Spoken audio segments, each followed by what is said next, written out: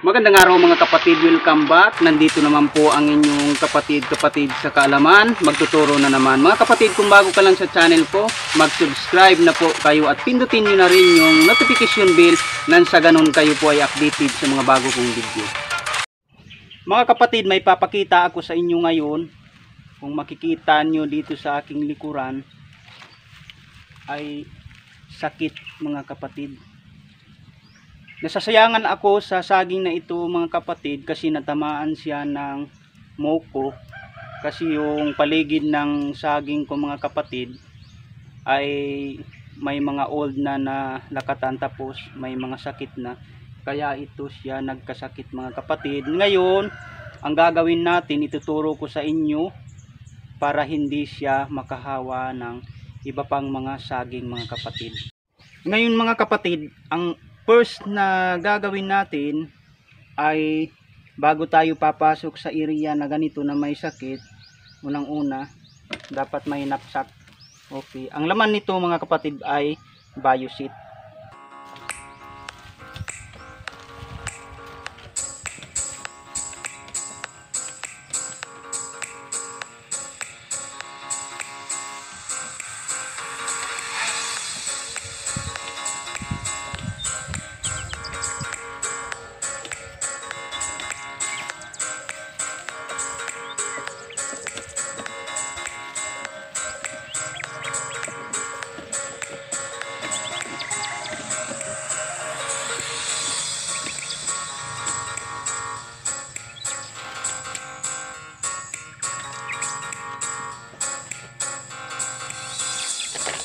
Okay, pangalawa na gagawin natin mga kapatid ay lagyan natin ng Puradan ang puno. Okay, ang pangatlo na gagawin natin mga kapatid, okay, ang laman nito mga kapatid ay herbicide mga kapatid. Pwede Roundup mga kapatid. Okay, tusukin natin. Ayan.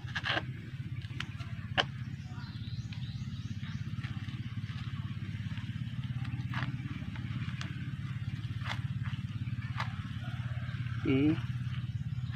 Tapos dyan lang ilagay yung pantusok mo. Okay. Lagyan ng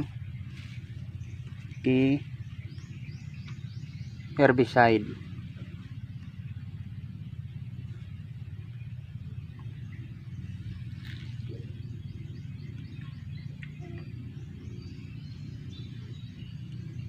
Okay, dyan lang ilagay. Mga kapatid, pang-apat na gagawin natin ay baliin lang.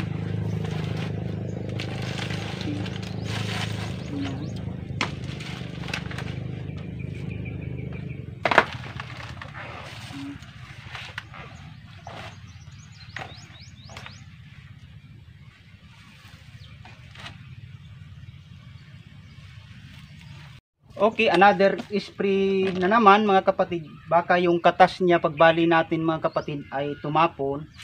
Okay.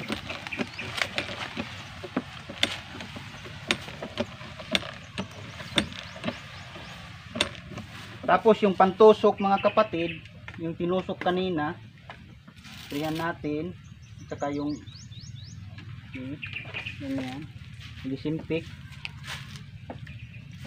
Okay. Okay, tapos kunin mo.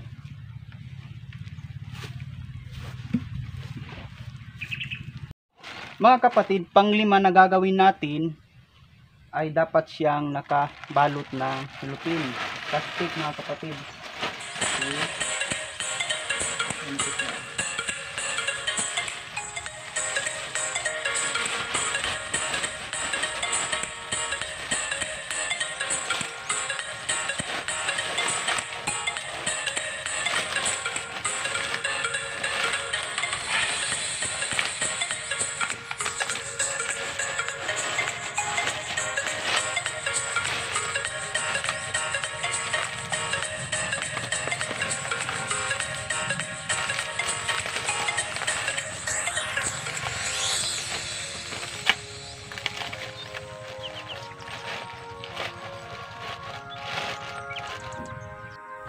Mga kapatid, ang purpose ko dito kung bakit ko ito tinakpan ng plastic mga kapatid, para hindi mahawa yung katabi niya, yung mga insekto na dadapo dyan mga kapatid, tapos lilipat sa kabila sa mga katabi niya na saging, ay mahawa sila mga kapatid. Tapos lumapit yung manok dito, tapos pupunta naman sa katabi niya, mahawa yung katabi niya. Kaya ito yung paraan ko mga kapatid, nakabalot siya ng plastic. Maraming salamat sa lahat ng nanonood ng channel na ito mga kapatid. At ngayon, huwag kayong aalis, mag shoutout muna tayo. Shoutout nga pala sa ating kapatid na si Boss Rasul Vlog, Simpleng Buhay TV, Hanip Buhay, TG Ubay Farm, Mark Abaw, Jahid Chungko, Kuko Martin, Buhay Bundok, Lori, Olnarol Ipak, John D. Villas, Jose Durumal, mga kapatid, tagam lang po ito, sir. Yung sinasabi ko sa inyo, sir, sa tagam lang, ay hindi humus ang gagamitin mo, kundi humic.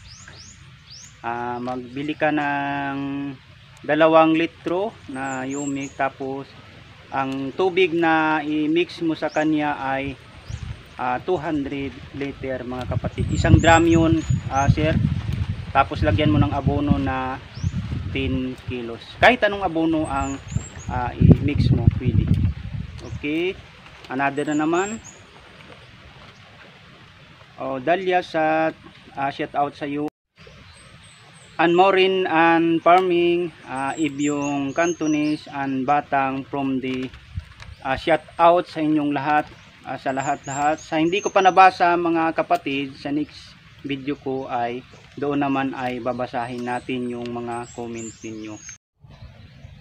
Shout out nga pala sa lahat ng subscriber ko. Kahit hindi kayo nag-comment ay malaking halaga kayo sa akin. Maraming salamat sa inyo. At shout out din sa mga silent viewers na hindi rin nag-comment. Shout out sa inyong lahat. Mahalaga kayo sa akin. Maraming salamat po.